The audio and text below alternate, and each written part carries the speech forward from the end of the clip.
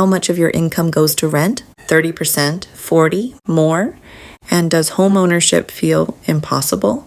Like the one thing every human needs has quietly become a luxury good you're not meant to reach? There's a reason for that.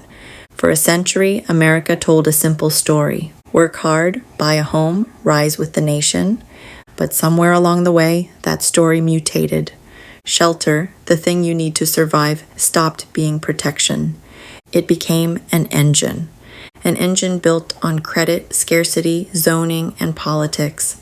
An engine that grew so big and so powerful that it no longer serves the people living inside it. It feeds on them. Welcome to Money Heist, where we expose the hidden mechanisms of money, power, and modern life. Because the housing crisis didn't just happen. It isn't a mistake. It is the final stage of a system built over 80 years. A system that turned homes into financial assets, suburbs into political battlegrounds, and ordinary families into collateral. And to understand how the engine was built and why it is failing now, we need to go back to the moment everything changed. 1944, when America decided that shelter would be wealth and wealth would be debt. The America of the early 20th century was not a nation of homeowners. Owning a home was rare, expensive, and usually required paying cash up front.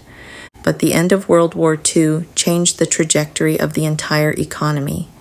Millions of returning soldiers needed jobs, stability, and, most importantly, a place to live. The government had a choice: subsidize wages or subsidize housing. It chose housing. The GI Bill and FHA loans didn't just help veterans buy homes.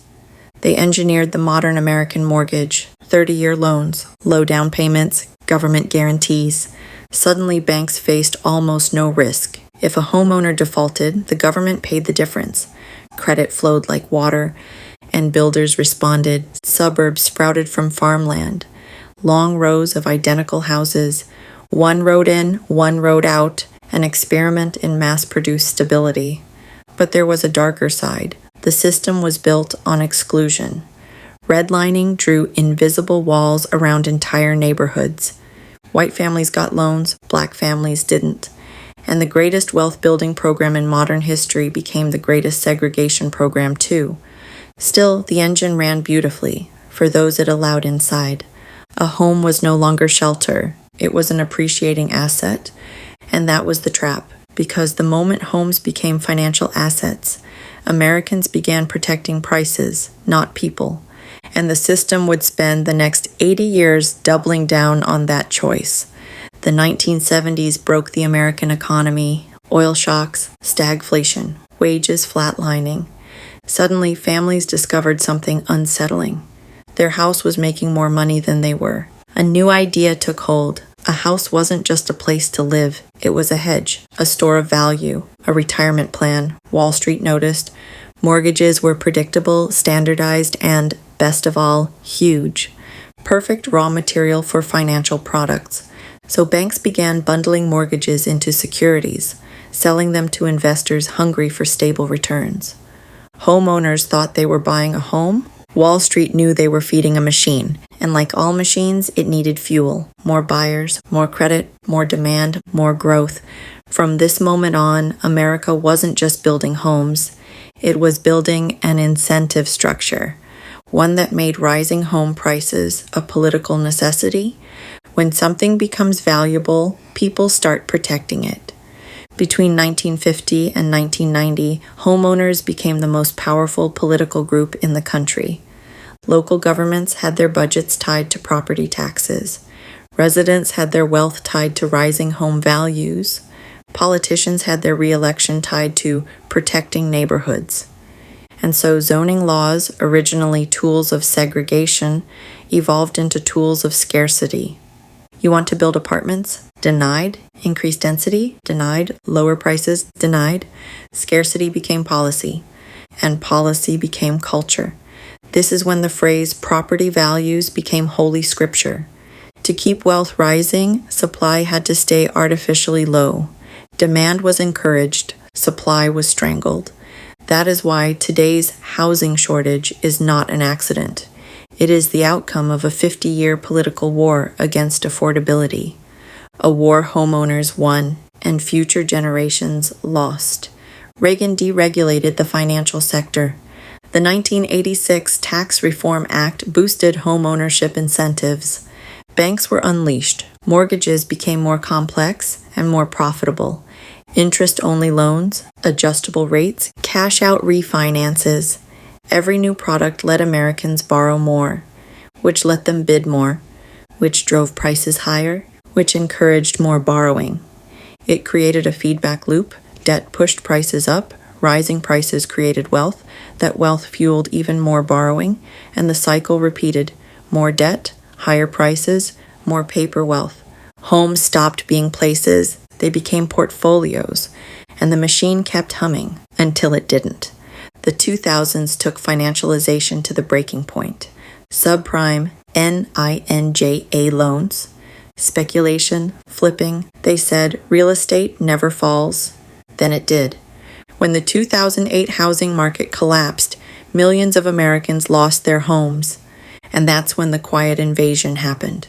Private equity, led by Blackstone, bought entire neighborhoods at foreclosure auctions. Homes that once belonged to families became assets in rental portfolios. A new era began, landlord capitalism at corporate scale. Rent became extraction, communities became revenue streams, shelter became yield. The machine didn't slow down, it upgraded. By the mid-2000s, more than 1 in 5 homes in some cities were purchased by investors. If you were a young couple saving for a home, you weren't competing with other families. You were competing with algorithms, with hedge funds, with multinational capital. Platforms like Airbnb pulled supply away from long-term tenants.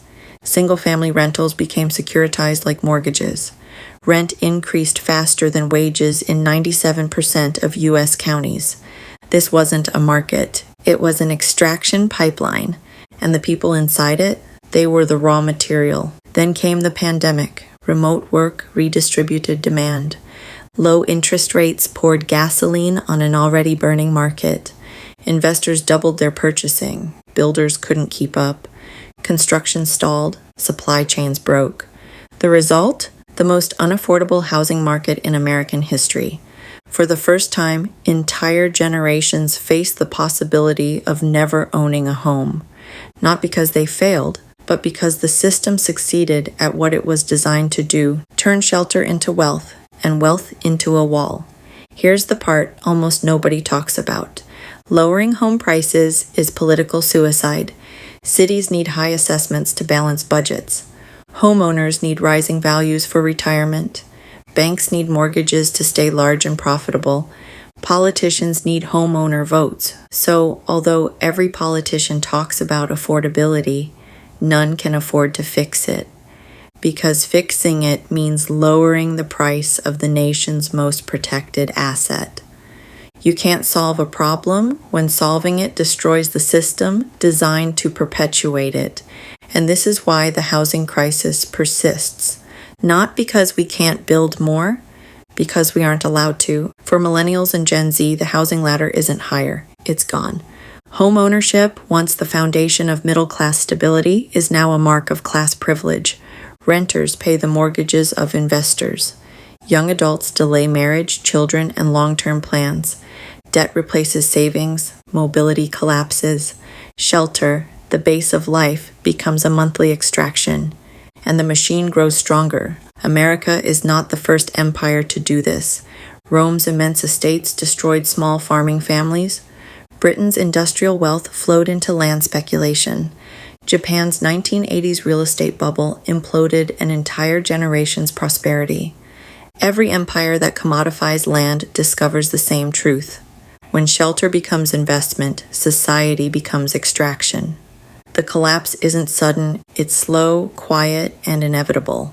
A society that optimizes wealth at the expense of people eventually sacrifices both. What happens when the engine runs out of fuel? Birth rates fall, homelessness rises, local governments drown in debt, generations lose stability, wages fail to catch up, demand fractures. and the system built on perpetual growth hits limits it cannot cross. A machine that depends on rising prices cannot survive a world where no one can afford the buy-in. America's housing crisis isn't a glitch, it's an endgame.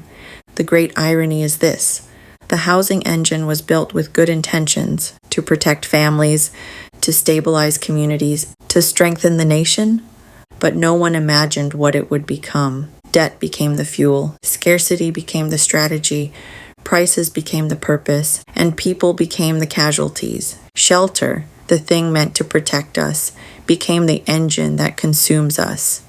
If this gave you a new perspective, hit subscribe. History has the answers. I'll show you where to look.